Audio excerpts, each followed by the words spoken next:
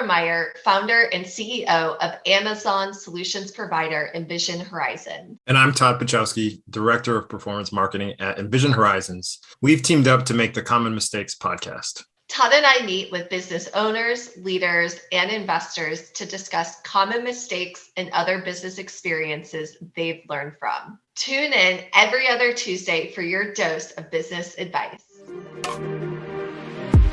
Hello, and welcome back to another episode of Common Mistakes, where we talk about mistakes we've made, we've seen, so you don't have to learn the hard way. I'm Laura Meyer. And I'm Todd Pachowski. Today, our guest for the podcast is Michelle Covey. She is the Vice President of Commercialization at GS1 US, where she oversees delivery of programs and services designed to support efficient and accurate GS1 standards implementation for companies of all sizes. She's a frequent speaker at industry events like ShopTalk and other ones. She speaks on a range of topics about identification, RFIDs, industry best practices. So we're really excited to have you today, Michelle. This can sometimes be conceived as a boring or mundane topic, but it's vitally important. A lot of good stuff we can talk about today. So thanks for coming on the show. Well, thank you for having me. I'm glad to be here, both Todd and Laura. I really appreciate the time. So as Todd called out, barcodes, they're not the sexiest part of marketing and building a business, but they are so fundamental to remaining organized and being able to seamlessly scale your logistics. I want to talk about a mistake that I've even made myself once upon a time, which is buying secondhand barcodes or third-party barcodes, and some advice you have on how to do things right the first time. So now that Amazon and also other retailers, when they require GS1, how you can not have to pay labeling fees and other expenses that can later show up. So I think to start off is just to give a foundation of who is GS1, because that really gives the foundation of why GS1. So GS1 is a global standards organization, most known for the barcode. We have many offices around the globe. I work for GS1 US, so I represent a lot of members within the US market, and I help to siphon out all of the details on why you want to go to GS1 versus any other. So GS1, we are a global organization. We are recognized for our global standards and being a not-for-profit, being able to educate the community on global standards, unique identification, why it's important in supply chain efficiencies and processes. And it all starts with that barcode. Coming to GS1 at least ensures that you have a globally unique identifier, that number that you see associated to the barcode. And if you get a barcode or a G10 or a U.P.C, and we can talk about those differences at some point if you want. If you get that U.P.C or barcode from another source, you might not have an authentic GS1 identifier. So GS1 is the only organization that issues a G10, and it's recorded in our databases, and it's a trusted source. So there are some third-party sellers out there that claim they sell GS1 barcodes, but really we don't have any affiliations with third parties that can sell on behalf of GS1. So I just be cautious when you do search out and source your barcodes to make sure it's truly from a GS1 source. If you do want to sell on Amazon or other marketplaces or retailers that do search our database and verify that you came from GS1. So on the topic of Amazon, I think one thing that I'm more so curious about is how GS1 built their relationship with Amazon. Because I would say when I first started selling on Amazon 5-6 years ago, it was a little bit of a free-for-all, right? Like you could definitely get away with not having GS1 certified UPCs, and you could sometimes add your just purchase UPC and another product would populate. So what was that like in getting Amazon to work with your organization and setting those requirements? So good call out. It was the wild, wild west for a while. And I think, again, going back to why GS1, before, and I think this was about 5-6 years ago, a seller could maybe not even assign a G10 or a U.P.C to their product and list it with just an ASIN. What happens is there are collisions of identifiers or numbers. And so if a seller wanted to identify their product and said, marked it with 1, 2, 3, 4, and another seller would use 1, 2, 3, 4, and then there would be like a collision of numbers. So using the GS1 identifiers, those G10s, ensures that it is a globally unique number and assigned to just that product and to that seller. So it helps reduce those collisions or duplicates of identifiers. What we usually see is a lot of sellers would not know what a U.P.C was, and so they just picked up the bottle of water that was sitting next to them or the can of Coke and used that number. Those are two of the most widely used U.P.Cs early on because they didn't know, and so there was a lot of water bottles that were assigned to shoes, hats, gloves, things like that. So Amazon turned to GS1, realizing that we are experts in unique identification, understood that the way we administer those G10s are unique. We don't reuse. When we license out to sellers, it is licensed to them. And then those sellers can then mark their products with their G10s and it's associated to their company. So it also helps with brand authentication, helps reduce counterfeiting, kind of helps reduce some of those bad actors in the market too, but it ensures that globally unique identifier is associated to their product and recognized globally too, because we store those numbers in our database and then Amazon can look that up. I have a follow-up to some of that, but before we get there, I would love to go back because we always use a lot of acronyms in marketing. U.P.C, Yep. G10, Barcode, ASIN, like there's a ton of stuff, and it's pretty basic, but I think it's very important to spell out the differences. From my understanding, G10 and U.P.C, there is no difference. There is a little bit of a difference. That's why we have the experts here. So let's unpack that. GS1 employees also use them interchangeably, but there is really a true difference. But we speak in what most people are commonly know. So the barcode is actually those lines that you see on a product that go beep at a checkout stand. So that is actually the machine readable code that a optic system can actually read and associate to the number. So the number below the barcode is the G10, the global trade item number. So we use a lot of acronyms, but that G10 is the actual number, the identifier. There are two commonly used G10s in the market.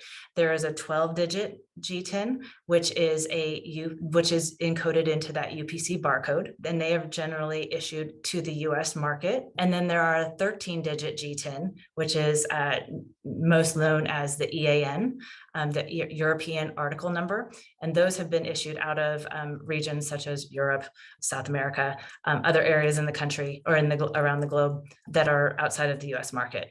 But that 12-digit G10 and that 13-digit G10, commonly referred to as a U.P.C or an EAN, are all part of the G10 family, and they are the numbers. No, thanks for unpacking that. To get back to what you were saying previously as well, we were talking about Amazon for a second. Well, I know, first we'll start with Amazon. I know Amazon has some exceptions surrounding using G10s or U.P.Cs. Are there other major e-commerce retailers that don't require U.P.Cs? Is that common, or what's the reasoning behind Amazon allowing exemptions there? So the exemptions are generally associated to certain categories that traditionally don't have G10s assigned, handmade items, like specialty items, categories where industry has not traditionally used U.P.Cs or barcodes or G10s at point of sale.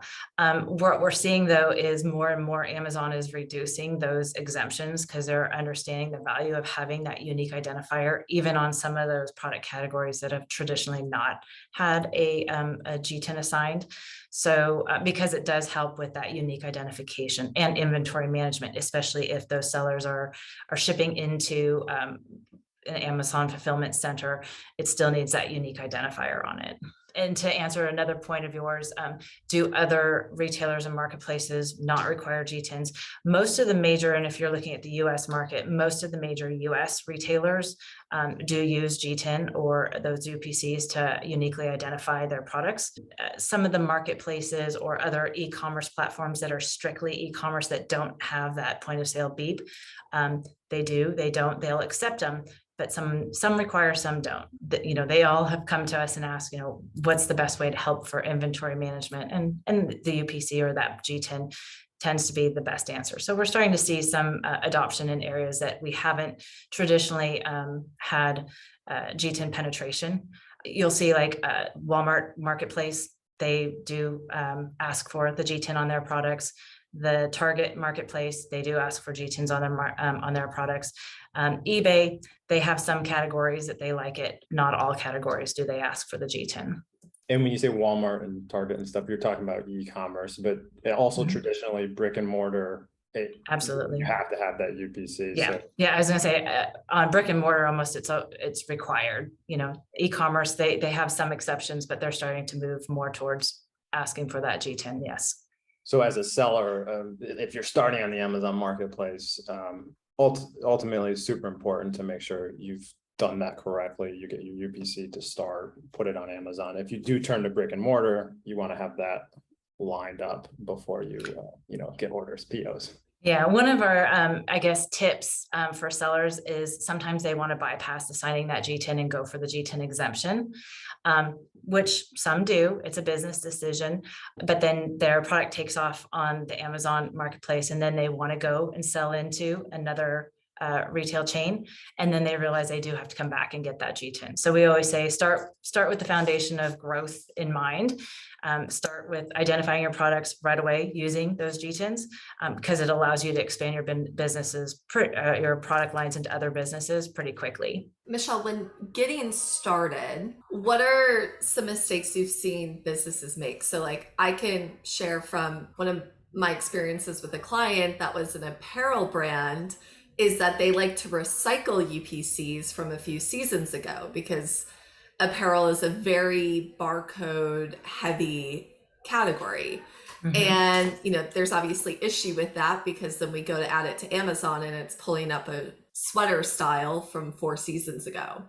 So what are some of the other mistakes that you've seen that brands should really avoid? So we started off with the first one is start with when you do source your identifiers, it's wise to start with GS1, just because we've seen where sellers go to other non-GS1 sourced, then they have to come back and relabel or sign up with GS1. So they think they may be saving money in the beginning, but then they end up having to come back. So we get a lot of frustrated sellers coming to us and say, I got this from a different source and now I have to come to you. I'm paying twice. Sometimes it's easier just to start from some GS1. So we talked about that one. The other is, as you are, like you said too, recycling your G10s for apparel. And that was a best practice for a long time, just because it is so SKU intensive, but because these items are being used on marketplaces and can live a lot longer than just their original season, GS1 changed the GS1 or the G10 management rules. Actually, it was probably about 5 or 6 years ago now, to not allow recycling of UPCs anymore. So that actually was a change in the standards. And so, we want to stop that collision of G10s on marketplaces. So the best practice is to not recycle. And that is part of the standard now. Other common mistakes, usually not putting a barcode on your product. Maybe you list on Amazon, it's not necessarily required because it's not a point of sale. But again, later on, they expand into other retail channels, and that barcode would then be needed for that point of sale beep. So maybe you expand it into a Walmart or Target or a local retailer that does do the point of sale. You might need that barcode on your product. There's a lot of other mistakes. I could go on, but those are some of the common ones, especially when you're looking at Amazon. I feel like a big lesson here is do it right the first time to set yourself up for less headaches down the road. Whether that's making sure that UPC barcode is included in your packaging design. What can brands be doing to set themselves up for international success as well? As I mentioned, that G10, it is a globally unique and accepted standard. So if you came to GS1 US, for example, and got your G10 listed on Amazon Marketplace, but you also your product became very popular and you wanted to expand to other markets. The good thing is that G10 is globally accepted around the world because it is a standard that is recognized around around the world. So you already are set up having that unique identifier. There are some things to consider though. So if you do change your packaging because it might need to be in a different language, or there might be different claims on that package because of local, regulatory reasons, you need to actually claim that something's GMO or eco-friendly. Then if you have a different package, you would actually need to assign a different G10 to it. So there's some other nuances to our G10 management rules that would need to be understood. Again, starting with that G10, it sets you up for a global business too. So just to confirm, like, let's say I want to launch in Japan. I'm going to have different packaging because obviously it's not only a different language, but an entirely different alphabet. Mm-hmm. Would that then require a different barcode because it's different packaging, or could you use the same? It technically, according to the G10 management standard, it would require a new barcode because it does look different and the product has a different type of packaging. It could be the same thing inside the box, but because the package looks different, it does need a new G10 associated. Can we go back to the recycling barcodes common mistake? And I want to ask them surrounding that, because I think what a lot of sellers, especially in the apparel industry, are probably doing, because they have so many variants, so many colors, so many sizes, it's not cheap, or at least it wasn't some of these barcodes. So I'm guessing, cost prohibitive, so they want to save money, obviously, for the bottom line, and reuse those. I understand there's some cheaper options through GS1 recently. Do you think that played into it? And are there changes in the pricing from maybe 5-6 years ago with GS1? Generally, again, in apparel, because they're so SKU intensive, those type of brands will come and get the larger prefixes so they can create a larger range of G10s. We've done a couple of things at GS1 US from pricing. So there's an annual renewal fee. We cap it at 6. So if for those brands that have a lot of prefixes, they don't have to pay renewal fees on more than 6. So we did make that pricing change several years ago to help reduce some of those renewal fees.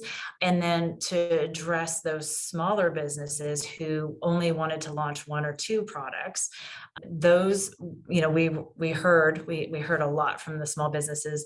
I just want 1 or 2. I want to see if my product actually is successful before I commit to a prefix and renewal fees. That's why we launched the single G10. So we did that in, I think, November of 2019. So it's been almost 3 years that we've launched that single G10. And that allows sellers to come to us, just pay a one-time fee of $30. And there's no renewal fee, and they own that G10 for life.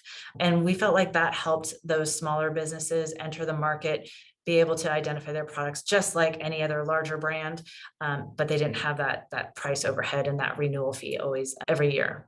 We were trying to address all areas of the market with some of our pricing changes over the last couple of years.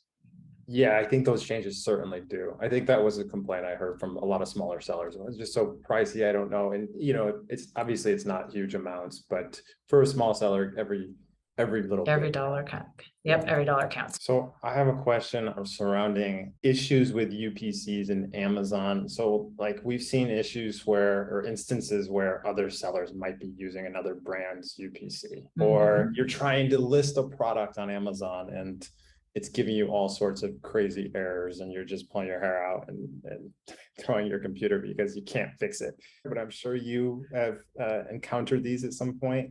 You want to talk about that? So there's 2 or 3 that I could comment that we see that a lot of sellers come to us because they might be associated to just how GS1 identify or issues our identifiers and how Amazon reports the errors.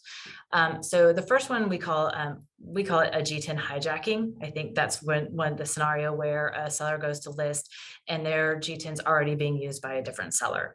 And that other seller is probably a bad actor, or you made it up, somehow got that identifier listed and associated to their product on the marketplace.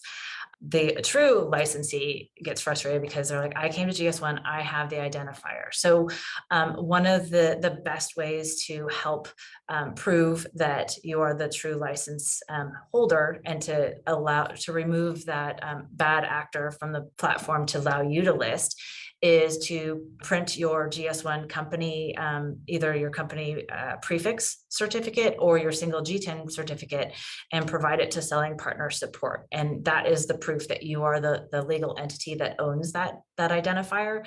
And then that will usually help you clear or list your product and clear the bad actor. So they will be removed, and that bad actor will be suppressed from the marketplace. At GS1 US, we have a My GS1 US portal. So all members or companies that have come to us for either their prefixes or their G10s can log in and just download their prefixes right there. We also see another common listing error that happens, and it usually says something with the brands not affiliated to the company, the GS1 company entity. So essentially what they're saying is, in that error, and I think it's an 8572 error if I want to get really technical, the brand name may not match the entity name. So I always use an example because most people could grasp this. Coca-Cola company lists their product of Sprite. So the company name, Coca-Cola company, does not match the brand.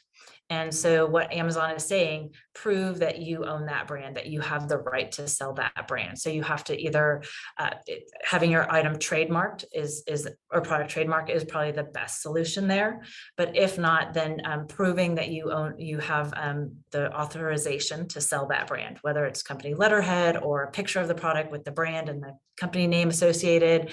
There's a couple of different ways that sellers can prove it, but Amazon's basically saying, can you prove that brand is associated to your company? And again, it's working with selling partner support and providing the proof that they need. We have definitely run into that.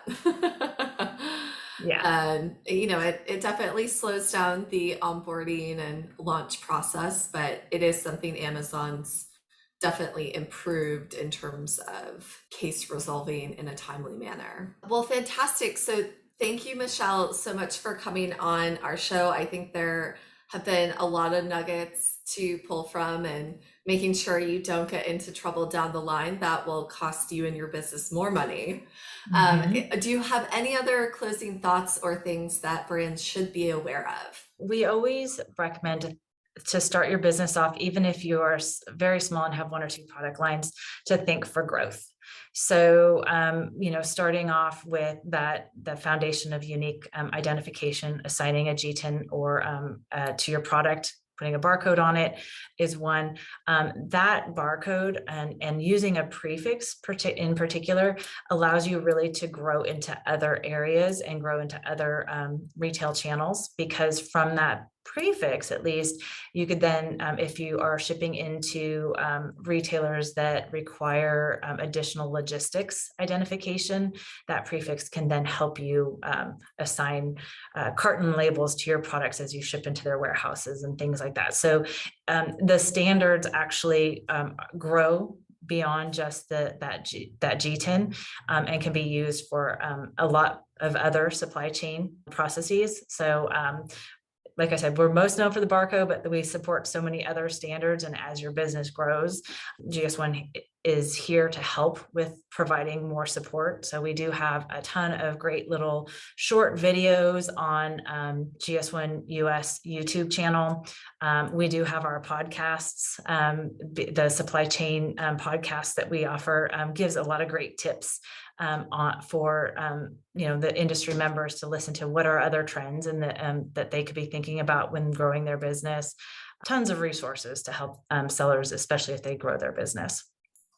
Amazing. And I also want to give our listeners a chance to contact you. So where is the best place for them to, you just shared your podcast and whatnot, but what's the best way for them to get in touch, and where can they follow you? So we have, of course, we have LinkedIn and Twitter handles at GS1 US. We have our website, which is gs1us.org. And then anybody who has questions, especially into our member support team, we have a a dial-in number, but also email is info@gs1us.org. And that's where a lot of our member support team can help, especially with some issues and some, escalations or questions about their account. Amazing. Well, thank you so much for coming on. It's been a pleasure. And I'm sure as things develop, we'll be in touch. Sounds good. Thank you for having me on. Yeah, thank you so right. much, Michelle. Thanks for tuning in to another episode of Common Mistakes. If you're not yet subscribed, be sure to follow us and visit envisionhorizons.com to sign up for our weekly newsletter with all the latest Amazon news and expert advice. For Amazon sellers looking for more support, check out our Amazon brand management platform, My Horizons, and sign up for a free trial. Thanks for your support, and we'll see you on the next episode of Common Mistakes.